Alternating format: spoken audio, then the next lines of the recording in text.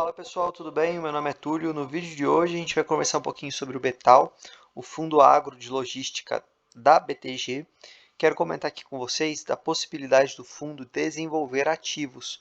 O fundo trouxe aqui um trecho do relatório bem interessante comentando sobre a infraestrutura da logística do agro no país, dados bem interessantes que ali compactuam com a tese do fundo, né, corroboram a tese, a sua robustez. Então quero comentar um pouquinho sobre isso e também trazer ali atualizações do CRI Serpasa, que atualmente representa ali 10% do PL do fundo e preocupa, tendo em vista que o devedor não está pagando, o fundo não executou, enfim, a gente vai dar uma olhadinha de como que está essa situação. Então, começando aqui o vídeo, eu quero primeiro destacar para vocês aqui o objetivo do fundo. Então, o fundo tem o objetivo de proporcionar a rentabilidade e valorização de suas cotas no longo prazo através de aquisição e construção de ativos de escoamento e armazenagens distribuídos ao longo de toda a cadeia logística do agronegócio. O fundo atua nas regiões de cadeia onde o déficit de infraestrutura e armazenagem é mais intenso e próximas às principais rotas de escoamento rodoviárias, ferroviárias e hidroviárias. Por que eu quis destacar o objetivo aqui que todo relatório eles trazem nesse vídeo? Principalmente por essa palavrinha aqui, construção de ativos. A gente vai dar uma olhadinha aqui na frente do porquê. Então aqui a gente tem taxa de administração do fundo, 1,10 ao ano sobre o PL, ou valor de mercado, não a taxa de performance. Destaques financeiros, que é um resumo do fundo, né? Então a cota no valor de mercado no fechamento do relatório estava em R$ 85, valor patrimonial 105, então aqui a gente vê um grande deságio, um yield anualizado de quase 12%. A gente vai conversar um pouquinho sobre yield também, pessoal. O fundo ele vem pagando 83 centavos, mas ele não vem gerando isso. Inclusive, esse mês gerou muito pouco, utilizou muito de suas reservas que estão acabando. A gente vai ver se ele vai conseguir ter a manutenção desse yield ou não. Olhando ali a DRE, fica bem interessante de analisar. Fundo com 100% dos contratos atípicos. Então aqui o Betal apurou uma receita bruta total de 74 centavinhos por cota, o que levou a um resultado líquido após despesas de 65 centavinhos por cota. Então o fundo manteve ali sua distribuição em 83 centavos, portanto ele utilizou aqui 18 centavos, correto? De resultado acumulado e não distribuído para manter a sua distribuição. Hoje o fundo tem acumulado e não distribuído por cota 8 centavinhos.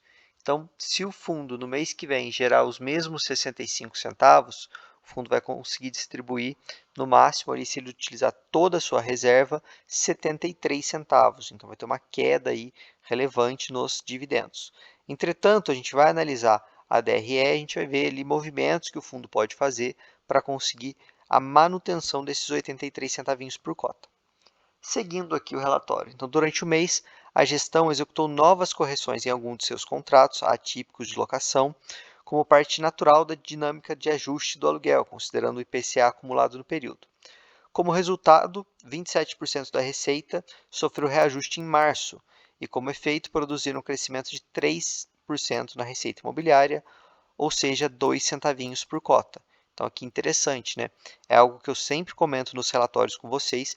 Importante o cotista do fundo analisar ali sempre meses de reajuste, porque você consegue antever, antecipar ali um aumento na receita imobiliária do fundo e, por vezes, ali um aumento no dividendo ou uma recorrência daquele dividendo de uma forma mais tranquila. Às vezes o fundo está distribuindo o valor utilizando reservas e esse valor vai diminuindo, mas aí tem uma receita adicional que entra depois de um reajuste e o fundo consegue manter aquele patamar. Então é sempre interessante ter essa visão mais macro, mais de médio prazo, analisar ali os reajustes, beleza, pessoal?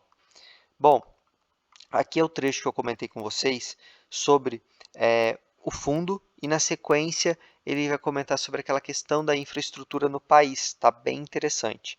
Pessoal, se vocês estiverem gostando do conteúdo, não esqueçam o like, isso ajuda demais o canal e também não se esqueçam de se inscrever. Muita gente, mais de 75% das pessoas não estão inscritas, então me dá essa força, por favor. Estou aí na meta de tentar chegar a 2.000 inscritos até o meu aniversário, que é esse mês. Bom, momento atual do portfólio. Então, nos primeiros 4 meses dos seus 2 anos de atividade, o Betal adquiriu 11 ativos-alvos por meio de 9 operações distintas, envolvendo 7 locatários devedores, 7 tipos de ativos, 4 regiões do país e todas as principais culturas produzidas no país. Então aqui a gente vê diversificação. Atualmente, o portfólio do fundo é composto por 9 imóveis inseridos na cadeia logística, 3 operações build-to-suit, 6 operações sale and leaseback. Quem não entende o que é isso, build-to-suit basicamente o fundo desenvolve o imóvel com as características requeridas pelo locatário, então um imóvel personalizado, e sale and leaseback ele compra o imóvel do inquilino e na sequência já aloca para o próprio inquilino. Tá? Além desses 9 imóveis, o fundo tem 2 certificados de recebíveis imobiliários.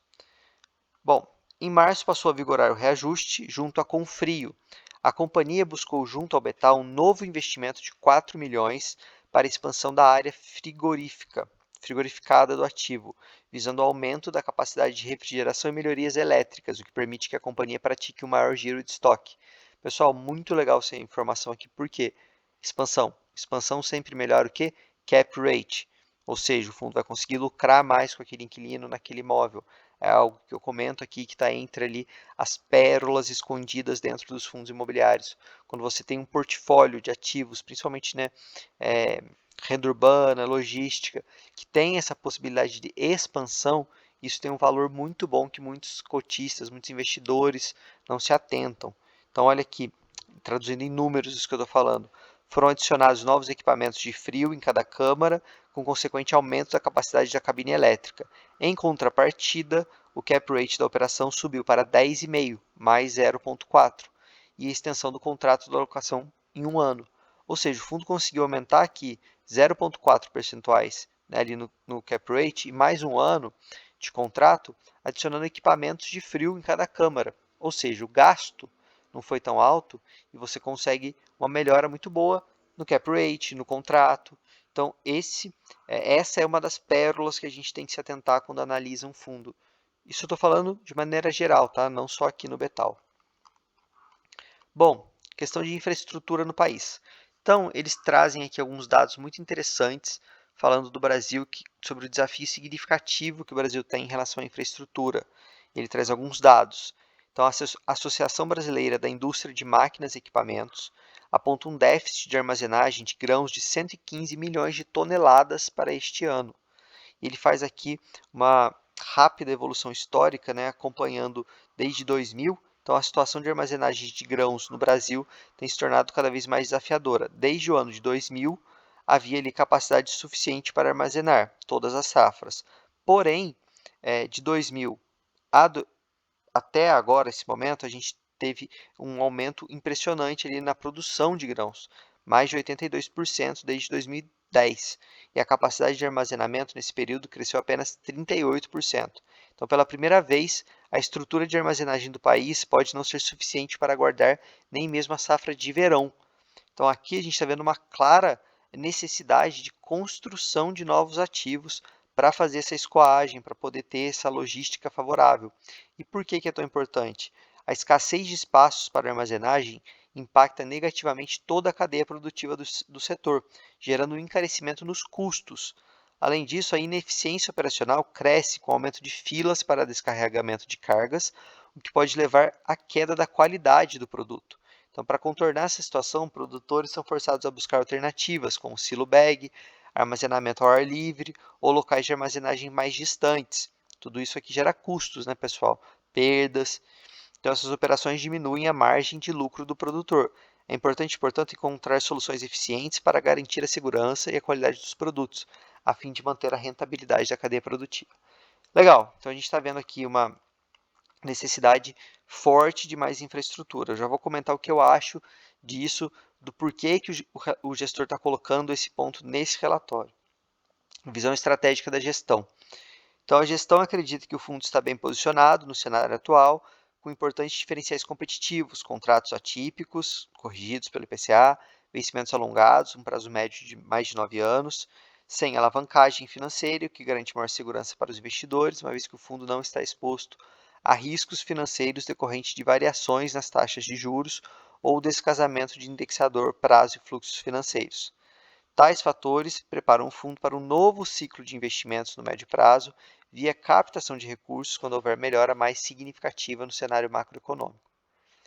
Então, para mim, pessoal, a gestão está deixando aqui bem claro que há necessidade de construção de novos ativos, o país tem a demanda, e se tem a demanda e você constrói um ativo, ele vai ser rapidamente absorvido, muito provavelmente a preços bons, se ele tiver em localização boa. E isso aqui pode ser um ponto crucial na tese desse fundo para o médio prazo. A gestão aqui deixou claro que a alavancagem financeira é algo que preocupa, então me traz uma sinalização de que não vão alavancar, que com uma nova captação de recursos, quando necessário, já que hoje o fundo está com muito deságio, esses valores, né, dessa captação podem ser investidos em ativos de desenvolvimento, tá? O que seria assim interessante para quem for cotista e tem receio de desenvolvimento, eles já estão aqui dando, né, nas entrelinhas que o fundo pode caminhar para esse lado, né, dando aqui as suas intenções. Então, quem é cotista e não gosta, já pode aí reavaliar a posição ou não. Quem gosta da tese, acha que de fato faz sentido, que tem um déficit, que esse imóvel sendo desenvolvido vai ser rapidamente absorvido a preços bons, pode encontrar um fundo a preços interessantes. Então, tá vendo como é interessante a gente analisar o fundo, mas também entender o perfil do investidor? Para um pode ser muito ruim, para outro pode ser uma oportunidade. Então, às vezes tem aqui comentários debatendo o fundo, vai de cada um, vai da carteira, vai do perfil. Mas enfim, seguindo. Update do CRI Serpasa, que é algo aí que preocupa os cotistas. Conforme mencionado em nosso último relatório, o Grupo Serpasa realizou em março a venda de um ativo não estratégico visando melhorar sua estrutura de capital. O grupo segue em processo de negociação de novos ativos imobiliários pertencentes à família, como alternativo de levantamento de recursos e aporte de capital na companhia. A gestora segue monitorando o projeto e a evolução operacional da usina, colheita, moagem e produção de perto. Bom, eu queria mais detalhes, tá, pessoal? Vocês sabem, tem gente aqui que não gosta. Eu sou o tipo de investidor que gosto de acompanhar de perto os fundos em geral. A maioria eu não sou cotista, mas eu gosto, porque, enfim, eu acho que a gente aprende mais como investidor. E eu gostaria aqui de mais detalhes. A gente teve, né, já em outros relatórios, trechos aqui, né, updates do CRI Serpasa mais detalhados.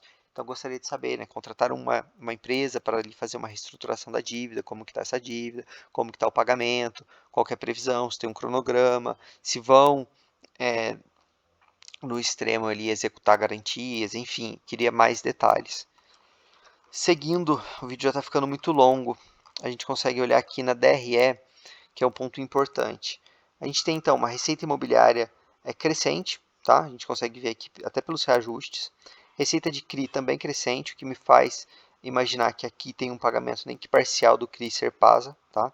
O fundo já tinha dado indícios disso em outros relatórios, nesse relatório não ficou claro. Renda fixa praticamente em linha, né? Variou um pouquinho aqui para baixo, fevereiro são menos dias, beleza. E aqui que está o ponto-chave do fundo.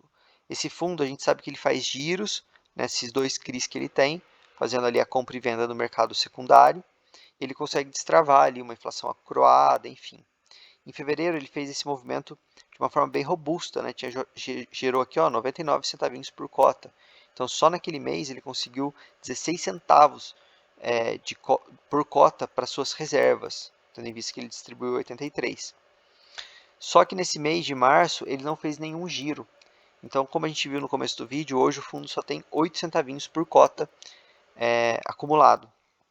Então, para abril, a gente vai ter que analisar a linha aqui de ganho de capital com o CRI, com esse giro. Caso contrário, se o fundo não conseguir fazer esse giro que ele já vem fazendo há muito tempo, muito provavelmente suas reservas vão ser consumidas e o fundo vai ter que diminuir ali um pouquinho o seu rendimento. Tá? Então, para quem é cotista, tem que ter isso em vista. Beleza, pessoal? Por hoje é isso. Aqui os outros indicativos são os mesmos dos outros meses. Quando tiver alguma variação relevante, eu trago para vocês. Espero que tenham gostado. Se sim, deixem um like, se inscrevam. Lembrando, o grupo do Telegram está na descrição e no comentário fixado. Beleza? Valeu!